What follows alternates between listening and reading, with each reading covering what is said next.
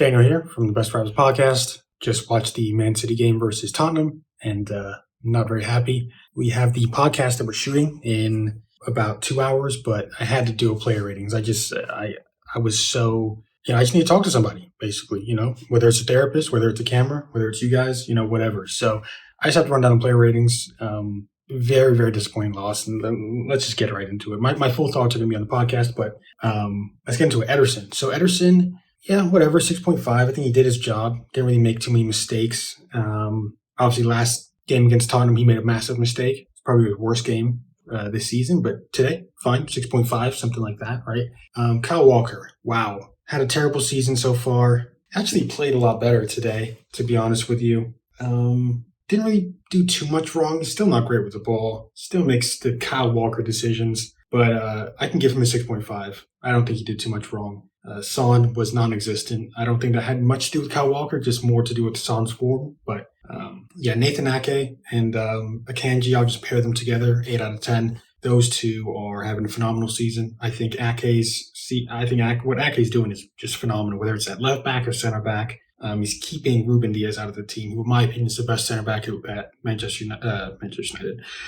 City. Akanji, probably the best signing in the summer, regardless of the team.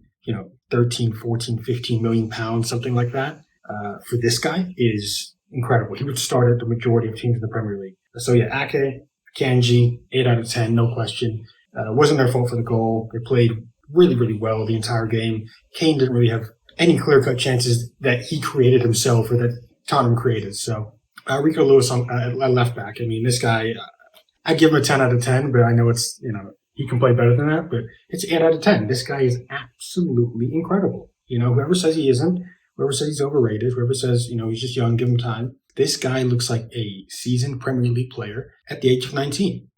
He's playing left back, he's playing right back, he's with center mid.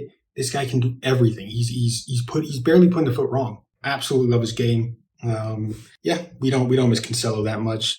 What Cancelo does provide is that service to Haaland. That's something we did miss, but everything else, Rico Lewis is just phenomenal. I can't fault him. 8 out of 10 for him. Moving into the midfield, Rodri, was part of the problem for the goal last game against Tottenham. Was 100% the issue for this goal against Tottenham. Wow. That's probably the worst I've ever seen Rodri in a Manchester City shirt. 3 out of 10. Not much to say. Going forward, it was crap. Defending was crap. But at the same time, I don't really blame him because at the end of the day, this guy plays 90 minutes for us twice a week.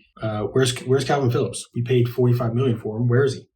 And I don't blame Pep for that either because this guy's clearly out of shape. He's clearly not fit. I don't really consider him a City player. I don't consider Calvin Phillips a City player. You play 3 times in a season, it's a joke. You play 45 minutes and get injured. We don't see you again. So he was on the bench today, but he's clearly not fit, or else they would have brought him on. Rodri's having the worst 45 minutes of his career. You obviously bring on another player, but again, I don't think Pep's confident in Phillips, and I don't blame him, to be honest with you. So Rodri, still love him as a player. I still think he's the best CDM in the Premier League, but terrible game today. Terrible. Bernardo Silva, just his mind is in Spain. His mind is in Barcelona. Just get rid of this guy in the summer. He's had some great seasons for us. He's had some terrible seasons for us. This season, this guy, his head's not there. No urgency. He doesn't really care anymore. It's pretty obvious he needs to move on. 4 out of 10 today, maybe.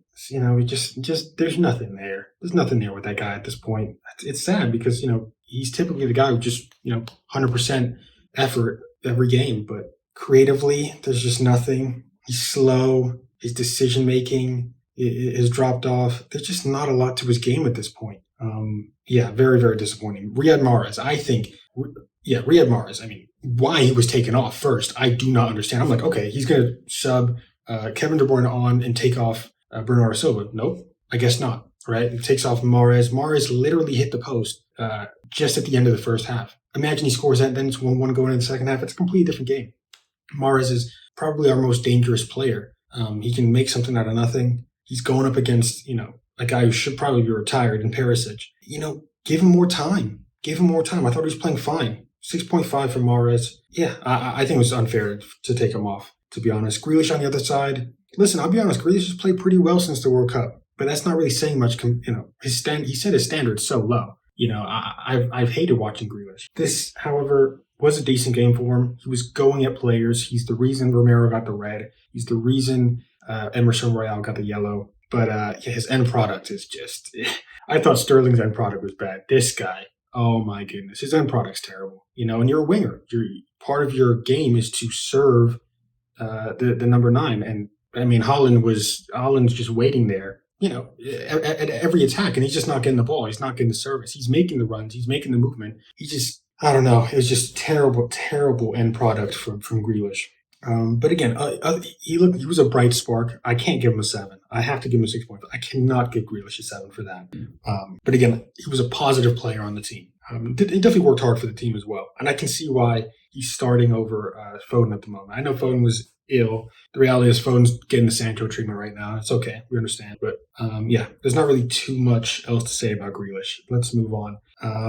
Julian Alvarez playing sort of like as the deeper striker, kind of like honestly kind of like a number 10 in some ways. Not his position, but he still made it work. I mean, this player, he's much more dynamic than Haaland, right? Haaland's a better player overall, his overall impact, right? You'd probably take Haaland over Alvarez, but Alvarez is so dynamic. He's a mini Aguero. I've been saying this forever. And his chance, inches away from going top corner. He had a couple of chances in the game, and the reality is this guy is dangerous. I think they probably should have taken off Haaland 75 minutes in and just play Alvarez up front by himself, because you give him space, you give him a one-on-one situation. I'm very, very confident that he can score. I'll probably give him a 7 today. Probably give him a 7.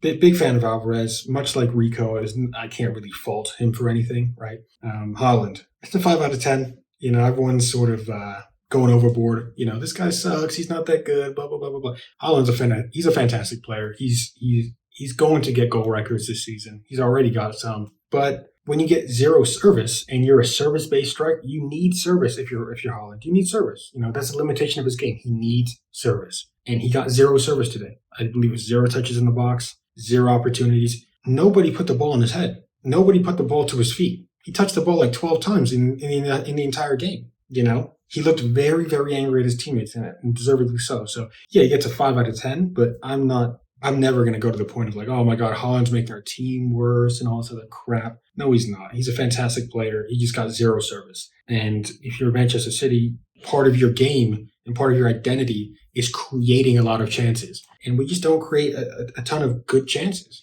At least we haven't since the World Cup. So who came on? Kevin came on, one of our better players.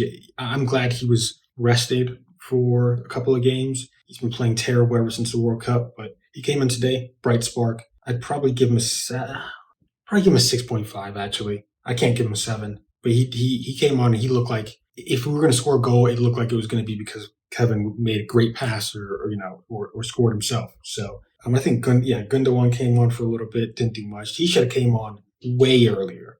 Somebody should have. Again, Calvin Phillips. If Calvin Phillips is ready to play, you should have subbed him on at halftime. But I wouldn't trust him if I was Pep. You bring on Gundogan or something like that. Again, Bernardo Silva should have came off way earlier, definitely before Mahrez. So overall disappointing. And then I guess we'll rate Pep. There's not much I'm not the biggest Pep fan. You guys know that, but how can I fault him today? How can I fault him today? He's played a solid back four, and they played well. He's played, in my opinion, the best CDM in England, and he's played terrible, but he doesn't have another option off the bench that's ready to play because, again, Calvin Phillips he's a part-time footballer. Midfield, I think the only issue is, he took off Mahrez really, really early. 59th minute, he took off Mahrez. Why? Made no sense to me. So maybe you take off Haaland a little bit earlier, or you didn't take him off at all. I think maybe you take off Haaland. But the only reason you probably kept him on is if we get a penalty, right? I think that was probably what we were hoping for, was a penalty. So overall, pretty crap game. I'm going to do the podcast now. Not happy.